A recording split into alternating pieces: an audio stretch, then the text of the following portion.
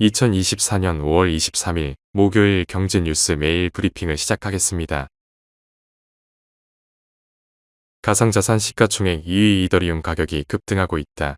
이더리움의 가격은 최근 420만원대에서 등락을 거듭해왔는데 21일부터 22일까지 2일 만에 가격이 약 22% 급등한 것이다. 이더리움이 반등한 것은 현지 시간 23일 미 증권거래위원회가 이더리움 현물 ETF를 승인할 것이란 낙관론이 고개를 들었기 때문이다.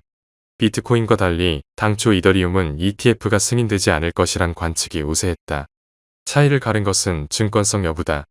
증권거래위원회는 비트코인은 금처럼 공급량이 정해져 있고 소유에 따른 보상이 없는 상품으로 보지만 이더리움은 공급량이 무한한 데다 스테이킹을 통해 보상을 받을 수 있어 증권으로 간주해왔다.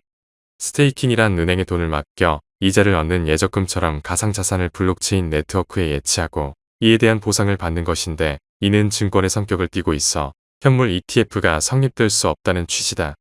이 때문에 이더리움은 줄곧 부진한 흐름을 보여왔는데 일각에서 긍정적인 전망을 내놓으면서 상황이 달라졌다.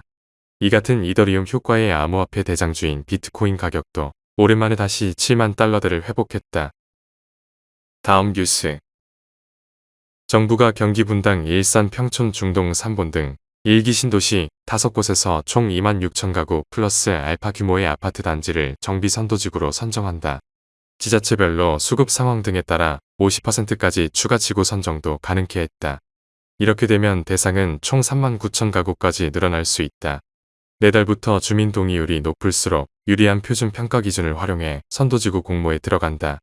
오는 11월 선도지구를 선정하고 2027년 이주 시작, 2030년 입주를 목표로 설정했다. 통상 재건축하는데 10년 정도 걸리는 것을 감안하면 절반 수준으로 기간을 단축하겠다는 목표다. 빠른 이주 및 그에 따른 전세 불안 등 부작용을 막기 위한 이주 대책은 8월 기본계획에 포함해 내놓기로 했다. 정비사업 추진 걸림돌로 꼽히는 알박기에 대해선 이주 배상 등의 정관도 검토한다. 다음 뉴스. 루닛은 글로벌 유방암 검진 플랫폼 기업 볼파라 헬스 테크놀로지 인수합병을 마무리했다고 22일 밝혔다. 볼파라는 미국 내 2,000개 유방암 검진기관에 유방암 검진 관련 솔루션을 제공 중이다. 특히 전체 매출의 97% 이상은 미국 시장에서 올릴 만큼 미국 내 사업 기반을 잘 갖추고 있는 기업이다. 루닛은 볼파라의 탄탄한 현지 기반을 바탕으로 미국 시장 공략을 본격화한다. 서범석 루닛 대표는 올해는 루닛 단독으로 400억 원의 매출을 올릴 수 있을 것으로 예상한다며 내년부터 볼파라 매출이 연간 실적에 반영되면 충분히 1,000억 원 이상의 매출을 달성할 수 있을 것으로 본다고 말했다. 그러면서 또 내년은 흑자 전환도 가능할 것으로 예상한다고 덧붙였다. 다음 뉴스. 도널드 트럼프 공화당 대선 후보가 선거 기부금을 암호화폐로도 받을 것이라고 밝혔다고 암호화폐 전문 매체 코인데스크가 현지 시간 21일 보도했다. 트럼프 선거 캠프는 이날 보도자료를 내고 암호화폐 거래소 코인베이스에서 승인된 모든 코인을 사용해 기부할 수 있다고 밝혔다. 트럼프 캠프는 성명서에서 민주당 엘리자베스 오런 매사추세츠 상원의원의 악명 높은 반암호화폐 군대에 맞서기 위해 친암호화폐 군대를 구축할 것이라고 밝혔다. 워런 의원은 대표적인 반암호화폐 인사다. 한편 암호화폐로 정치 자금을 모금한 정치인은 트럼프가 최초는 아니다. 이번 대선에 무소속으로 출마한 로버트 케네디 주니어 후보가 작년 5월 비트코인 기부를 받는다고 밝혔었다. 그러나 주요 후보 중에서는 처음이다. 이에 따라 바이든 캠프가 어떤 입장을 취할지 시장이 예의주시하고 있다고 코인데스크는 전했다. 다음 뉴스. 22일 영국 통계청에 따르면 4월 소비자 물가지수 상승률은 2.3%로 3월의 3.2%에서 급격하게 내려왔다.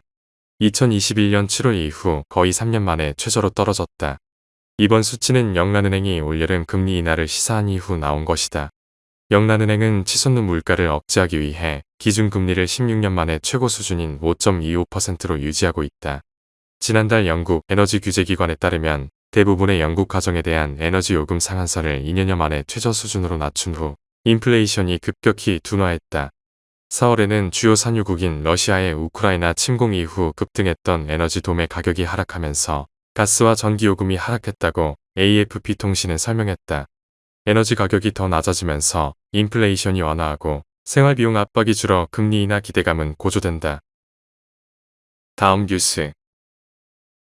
홍콩 사우스차이나 모닝포스트 등에 따르면 EU 주재 중국 상공회에서는 현지 시간 21일 성명에서 내부 관계자로부터 중국이 대형 내연기관을 장착한 수입차에 대한 임시 관세율 인상을 고려할 수 있다는 정보를 받았다고 밝혔다. 중국의 이 같은 움직임은 미국과 EU의 대중 견제에 따른 맞불로 해석된다.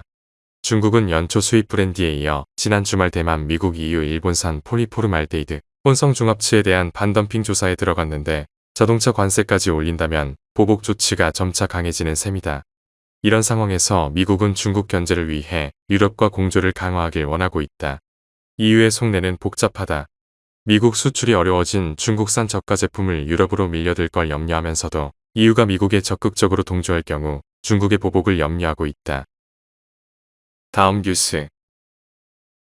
현지 시간 20일 CNN은 전날 외식업체 레드랍스터가 플로리다주 파산법원에 연방 파산법 11조에 따른 파산 보호를 신청했다고 밝혔다. 레드랍스터는 파산보호 신청과 관련해 코로나19 팬데믹 후 고객이 완전히 돌아오지 않았다며 비용 급등과 금리 상승 여파로 경영난이 심화한 결과라고 말했다.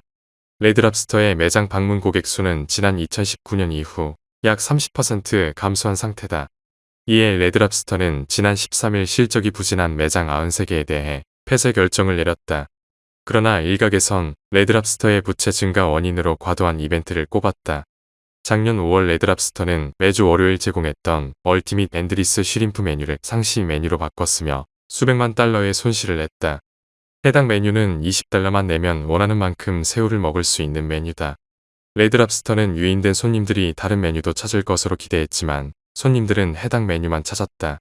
결국 회사는 해당 메뉴 가격을 $25까지 올렸지만 손실을 피할 수 없었다. 다음 뉴스.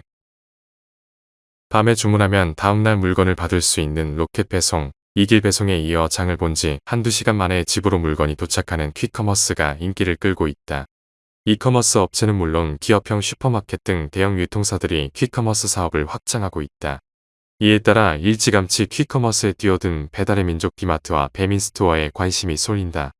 배달의 민족은 2018년 비마트를 통해 퀵커머스 개념을 도입했다. 지난해 비마트는 고객 평균 주문 금액이 사업 초기 대비 3배가량 증가했고 상품 매출 비용은 전년 대비 34% 성장했다. 네이버는 지난달 지역 마트 플랫폼 서비스 토마토를 운영하는 리테일앤인사이트와 제휴해 동네 슈퍼장보기 서비스를 오픈했다. GS 더 프레시는 자체 애플리케이션인 우리동네 GS 앱을 통해서도 자체 서비스를 진행한다.